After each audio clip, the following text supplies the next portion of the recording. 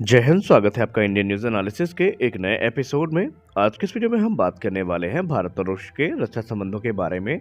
आपको पता ही है कि रूस और यूक्रेन का युद्ध चल रहा है, जिसके कारण रूस पे बहुत सारे आर्थिक प्रतिबंध लगाए गए हैं। बहुत सारे बैंक ऐसे हैं जो अब इंटरनेशनल ट्रांजैक्शन नहीं कर सकते। तो इसी बीच रूस ने भारत से कहा है कि आप जितने भी अपने पेंडिंग पेमेंट्स हैं उनको रूबल पे करें या रशियन करेंसी में करें। तो हम जानेंगे भारत के सामने जो समस्या है वो कैसे आई है और कैसे भारत इनको स्वदेशी तौर पर निपटा रहा है, और आने वाले समय में कैसे भारत इनसे उबरेगा। और फिलहाल भारत के सामने कौन कौन सी समस्याएं सबसे जटिल हैं, तो इनके बारे में भी हम बात करेंगे। और आज का वीडियो शुरू करूं उससे पहले बता दूं कि जितने भी वीडियोस हमने इसमें इस्तेमाल करे हैं उनका इस्तेमाल सिर्फ रिप्रेजेंटेशन पर्पस के लिए किया गया है। हो सकता है उनका इस वीडियो के टॉपिक से ज़्यादा संबंध ना हो। तो चलिए शुरू करते हैं। दोस्तों, इस समय रूस के विदेश मंत्री सर्गेई लावरेव भारत के दौरे पर हैं। कल उन्होंने प्रधानमंत्री श्री नरेंद्र मोदी और हमारे विदेश मंत्री श्री एस जयशंकर जी के साथ बात करी है। बात कई अहम मुद्दों पे की गई। पहला मुद्दा तो सबसे बड़ा ये था कि रूस ने अपना जो यूक्रेन युद्ध है उसके बारे में भारत को अवगत करवाया है असली रिपोर्ट से। बाद में प्रधानमंत्री श्री नरेंद्र मोदी ने कहा कि आप जल्द से जल्द युद्ध विराम के जो तरीके हैं उनको ढूंढें, क्योंकि युद्ध विराम ही एक मात्र अब तरीका बचा है इस युद्ध को रोकने का। उसके अलावा कुछ और भी बड़ी बातें हुई, लेकिन मेन मुद्दा ये रहा था कि रूस ने भारत को चेताया कि तकरीबन 11,500 करोड़ रुपए की जो पेमेंट अभी बाकी है, भारत उसको जल्द से जल्द क्लियर करे, क्योंकि रूस को इस समय उसकी ज़रूरत है। आपको बता दें कि भारत इस समय पेमेंट करना तो चाहता है, लेकिन भारत के सामने बहुत सारी दिक्कत भी हैं। वो दिक्कत क्या है, हम आगे वीडियो में डिस्कस करेंगे।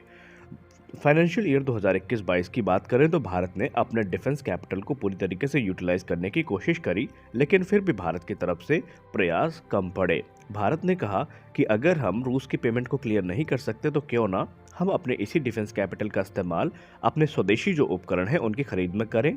और आपने गौर किया होगा, पिछले 3 से 4 हफ्तों में भारत ने कुछ बड़े डिफेंस ऑर्डर्स प्लेस किए हैं, जिनमें 15 लाइट कॉम्बैट हेलीकॉप्टर्स की खरीद, जो कि तकरीबन 3,887 करोड़ रुपए की है। इसके अलावा आप बात कर सकते हैं भारतीय वायुसेना के लिए खरीदे गए इंस्ट्रूमेंटेड इलेक्ट्रॉनिक वॉरफेयर रेंज, जिसकी कीमत 1,109 करोड़ रुपए बताई जा रही है।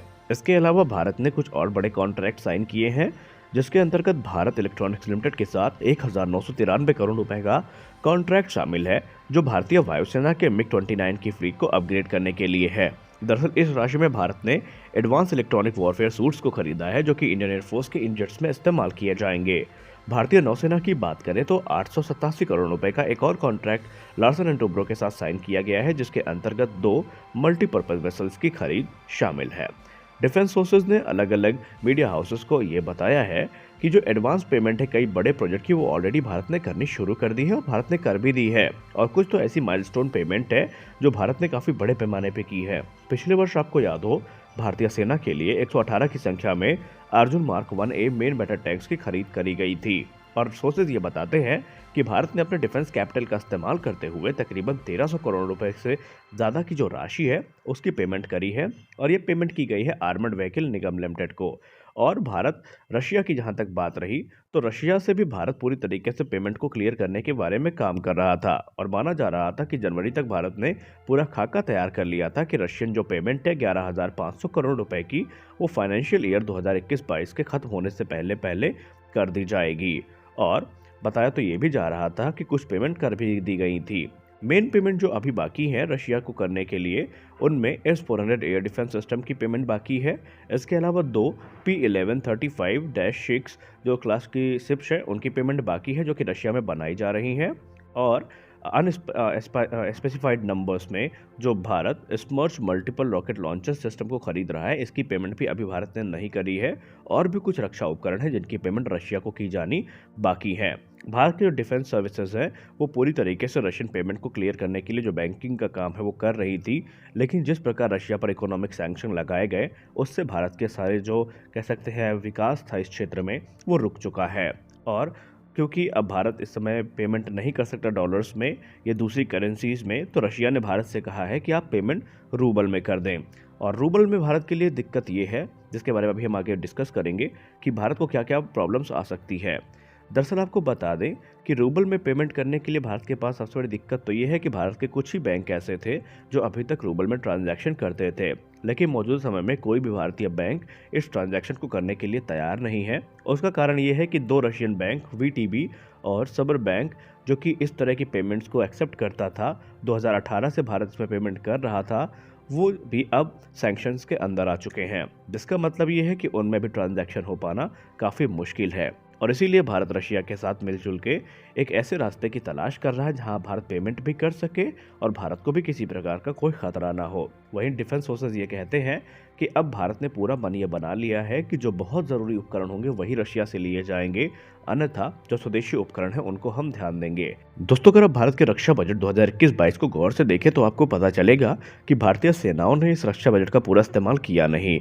28 जनवरी तक की जो रिपोर्ट है न्यूज़ 18 इंडिया की, उस हिसाब से भारतीय नौसेना ने इस बजट का 90% इस्तेमाल किया है, भारतीय वायुसेना ने 70% और भारतीय थल सेना ने 40% इस्तेमाल किया है। और आपको बता दें कि अगर फाइनेंशियल ईयर खत्म होने तक ये सारे जो फंड्स हैं इनका इस्तेमाल नहीं किया जाता तो इनको वापस करना पड़ता है।